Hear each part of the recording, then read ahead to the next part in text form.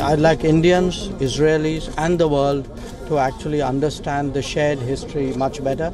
I think today is a very good contribution to that, and I hope India's External Affairs Minister concludes his Israel visit by honouring India's World War I heroes. Speaking exclusively to WION, Jaishankar says the visit will help the world better understand India and Israel's shared history.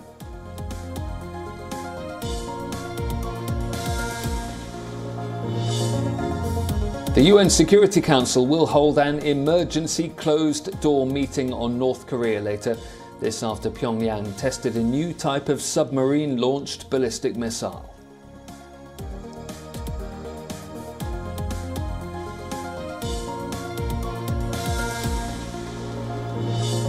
Mexican President Andrés Manuel López Obrador accuses the World Health Organization of inefficiency for the delay in authorizing vaccines used in the Latin American country.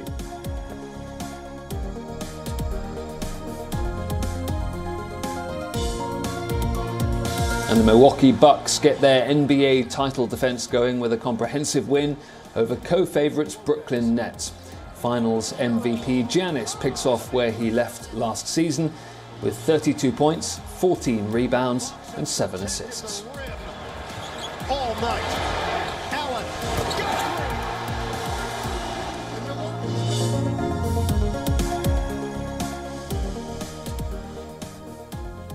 The Moscow Format Summit on the Afghan situation has concluded. Representatives of 10 countries with key interests in Afghanistan were in attendance, and so was a Taliban delegation. The agenda included the formation of an inclusive government and the consolidation of international efforts to prevent humanitarian as well as economic crises in Afghanistan. Russian Foreign Minister Sergei Lavrov recognized the Taliban's efforts to try and stabilize the situation in Afghanistan.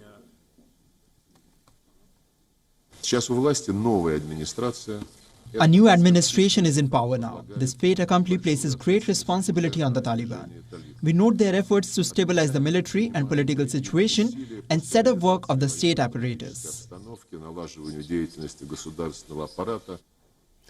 The Kremlin said it recognized the Taliban as Afghanistan's de jure leaders, not de facto. Moscow says no country is interested in seeing a paralyzed Afghanistan. The Kremlin says its direct contacts with the Taliban are aimed just at understanding developments and prospects. Abdul Salam Hanafi, the Taliban's deputy of acting Prime Minister Mullah Hassan Akhund, led the Taliban delegation at the Moscow summit. He said, "We are assured that the security situation in Afghanistan is satisfactory, and there is no threat," he went on, "to Afghanistan." He said, "We want the international community to recognise the current government of Afghanistan."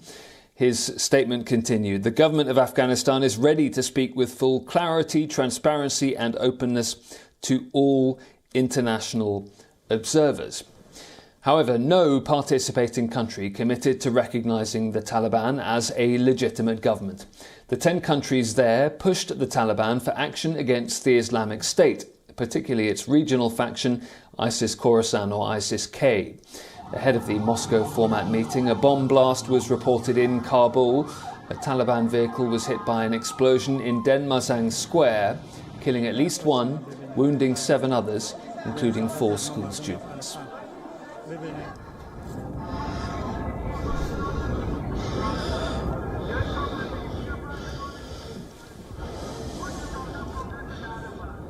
It's been over 9 months since India kicked off its COVID-19 vaccination programme, and the country is on the cusp of a major milestone.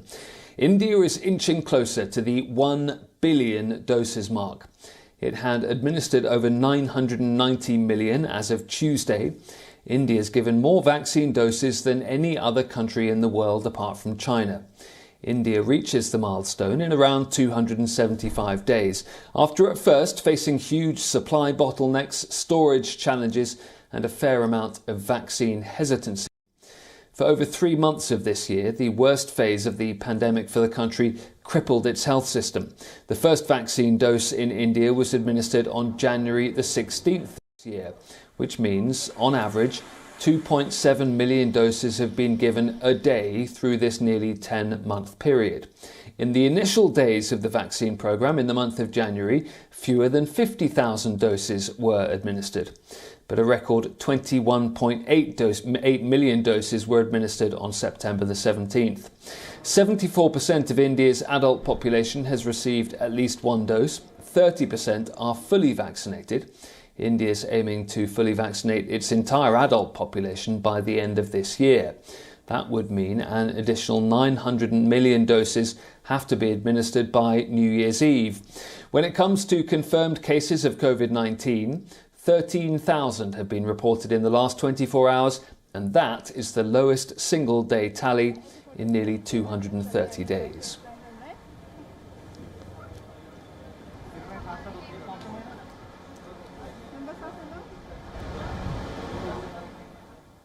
The senator leading a congressional probe into Brazil's handling of the COVID-19 pandemic has gone all out against President Jair Bolsonaro.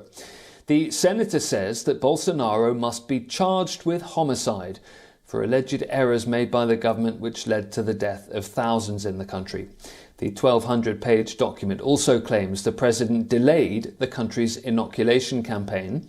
Bolsonaro dismisses the probe report and calls it politically motivated.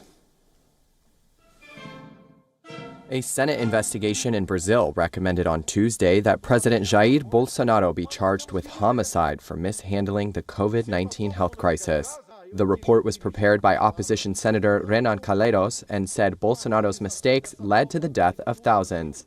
It recommended 13 criminal charges, including genocide against Brazil's indigenous population for leaving their communities vulnerable to the virus. Meanwhile, the Brazilian president has dismissed the probe as politically motivated and did not immediately respond to a request for comment. It's unlikely he'll face a trial for charges, as they'd have to be brought by Brazil's prosecutor general, a seat Bolsonaro appointed.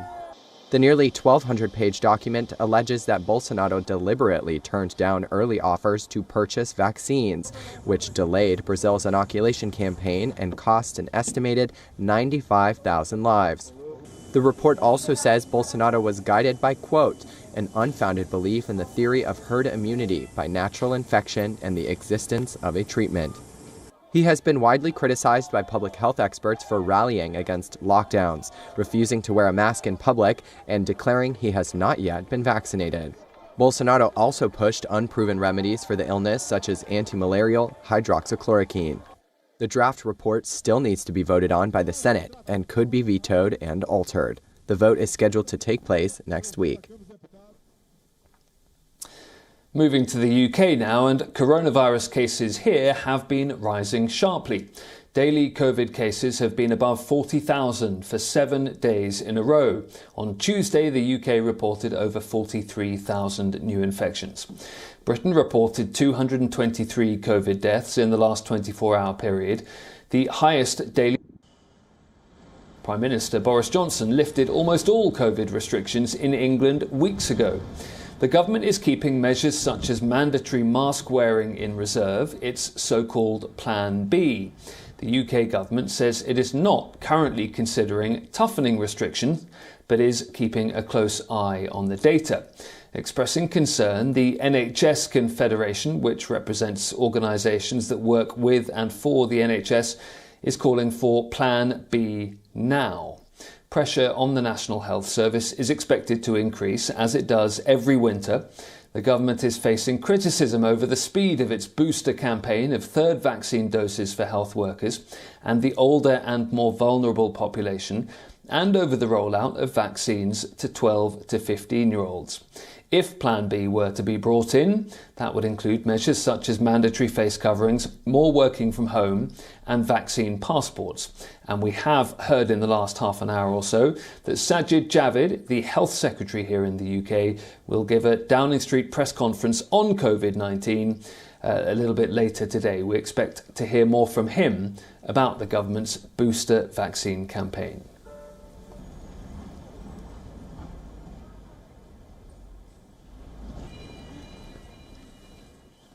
staying in Britain, and the country's facing a fossil fuel dilemma.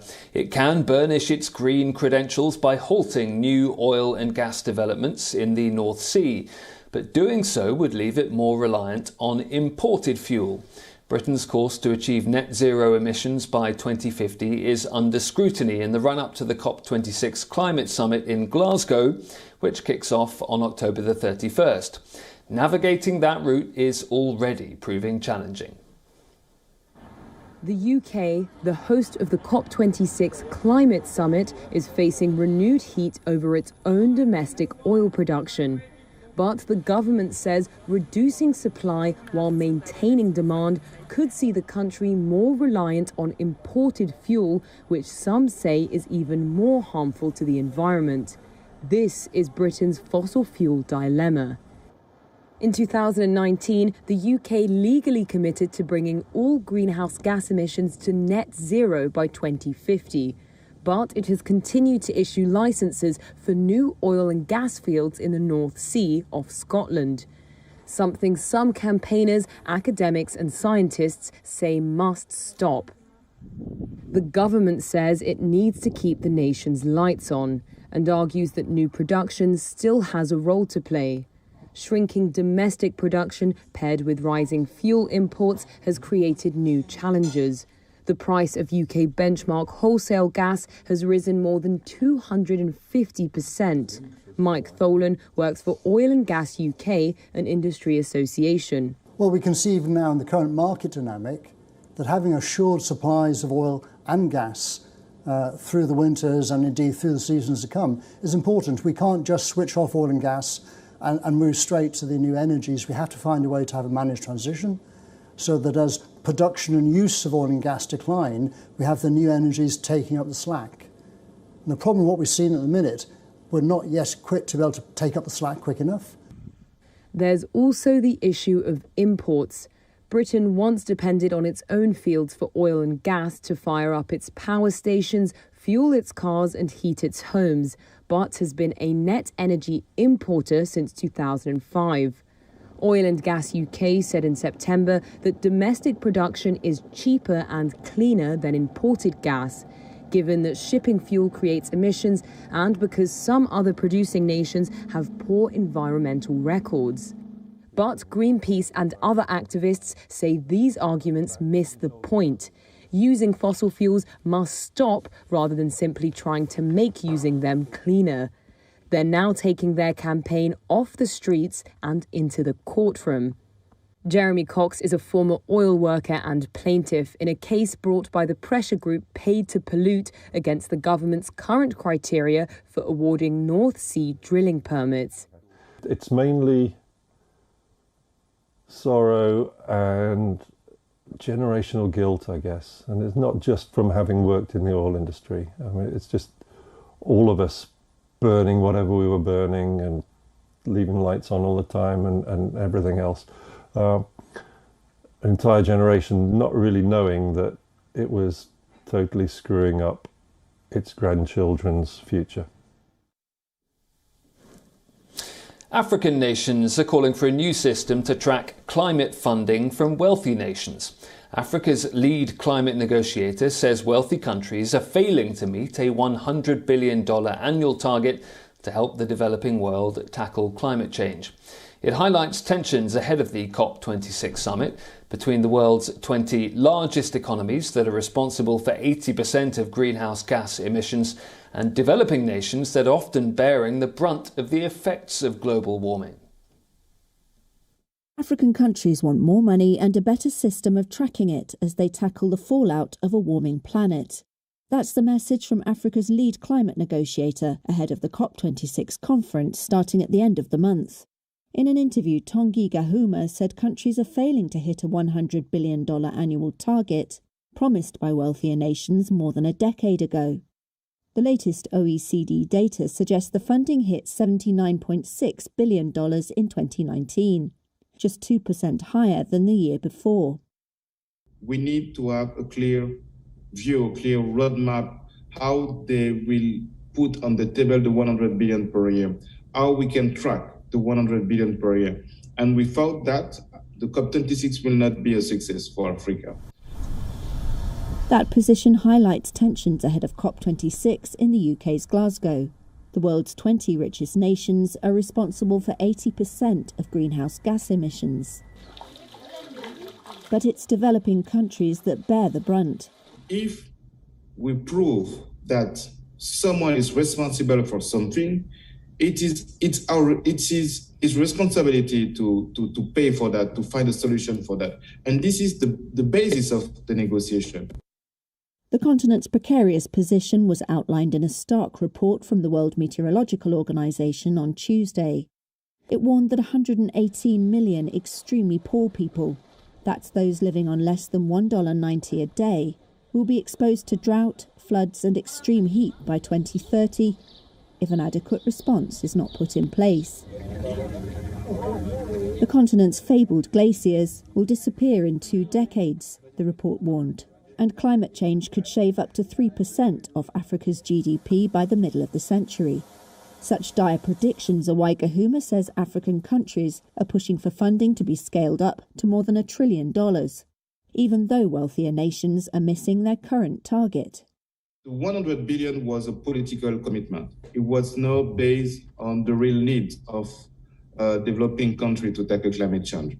So the first assessment that we made as African group is that we need 10 times more than the 100 billion. So we are close to 1.3 to 1.2, and this will be maybe the real cost.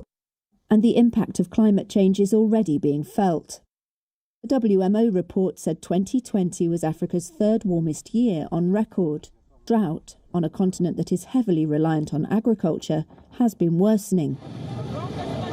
East and West Africa suffered extensive flooding last year, and a locust infestation of historic proportions wreaked havoc. That's why, as Gahuma prepares to head to the COP26 negotiating table, he has one more message for global powers. We have no time to lose. It has been almost 9 months since the Myanmar junta seized power. What followed were protests and a violent crackdown against them. After months of living behind bars, around 5,600 anti-military protesters are being freed. The amnesty comes to mark the Lighting Festival, which is a 3-day holiday to commemorate the moment the Buddha made his descent back to earth. The release includes Aung San Suu Kyi's party spokesman and a famous comedian.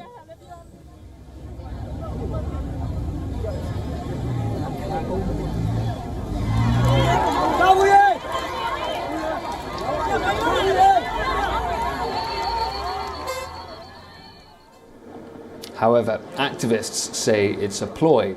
They claim the Myanmar military is trying to repaint its international reputation.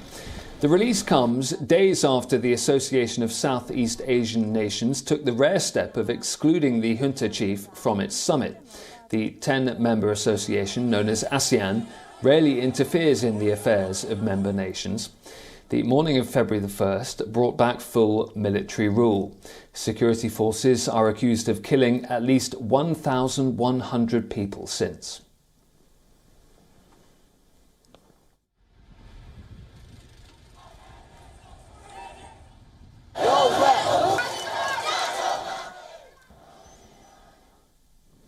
A commuter train has partly derailed on tracks near Sydney after it hit an abandoned van. The train driver, who was trapped, was released by firefighters and taken to hospital. 9 passengers sustained minor injuries. An early morning commuter train in Australia derailed on Wednesday after hitting an abandoned vehicle, trapping the driver and wounding several others. Authorities said the 4-car train hit the car in Wollongong, just 56 miles south of Sydney, at 4:15 a.m. local time, knocking the first carriage over and tilting the second. Firefighters rescued the train driver, who was taken to hospital along with a guard and 2 of the train's 9 passengers. New South Wales Police Superintendent Craig Ireland told reporters the investigation is still ongoing. It doesn't appear to be a case of a simple breakdown, and the fact that someone's run from the scene prior to it indicates it's either deliberate or some sort of misadventure driving the car in that area on the tracks. Police set up a crime scene after a person was reported running away from the site of the incident. It was not known how long the van had been parked on the tracks. Wednesday's derailment further adds to commuter problems in Sydney. Train drivers had already planned a strike against privatization plans on Wednesday, which was expected to shut down 70% of trains. That's all we have time for on today's WION Live broadcast from London. Thanks very much indeed for joining us. I'm Ollie Barrett. For more global news and updates, do stay tuned to WION World is One.